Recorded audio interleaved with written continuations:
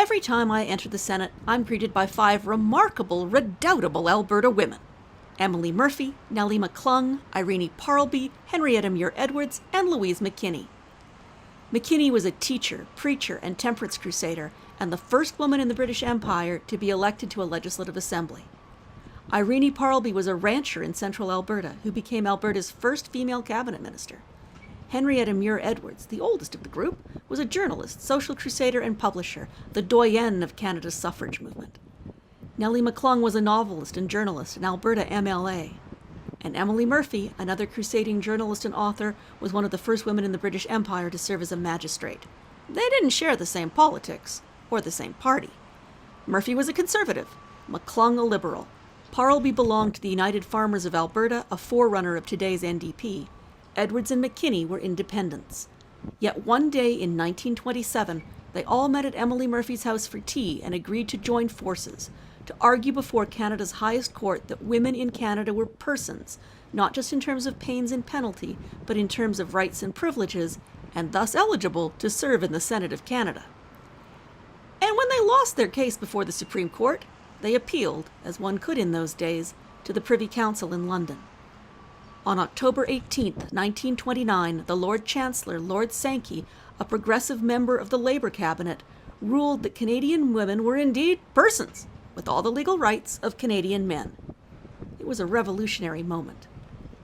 These days, the famous 5 are still controversial because their other political views have not aged as well as their feminism.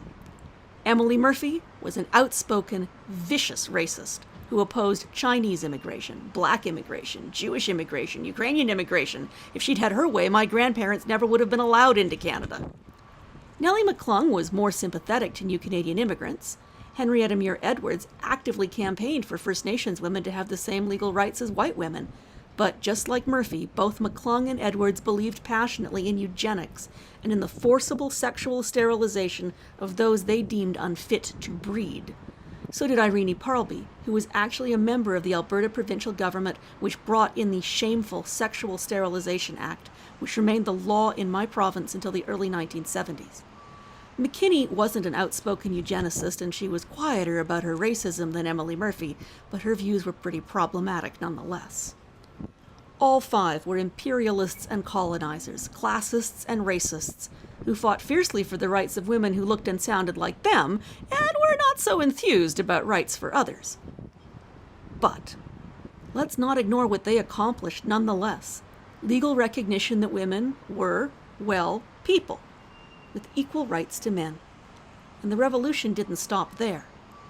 When Lord Sankey, back in London, brought down his decision in the Persons case, he ruled that Canada's Constitution was a living tree capable of growth and expansion within its natural limits.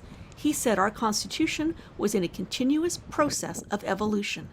And with that one extraordinary metaphor, Sankey and the famous 5 saved us from the tyranny of being bound for all time to a law written in 1867 or 1982. They saved us from debate over constitutional originalism. An example? In 1998, Canada's Supreme Court ruled, citing Lord Sankey, that gay and lesbian Canadians should have the same human rights as any other Canadians. In its landmark Vriend decision, the court said it didn't matter that the Charter of Rights and Freedoms didn't include sexual orientation when it was written in 1982.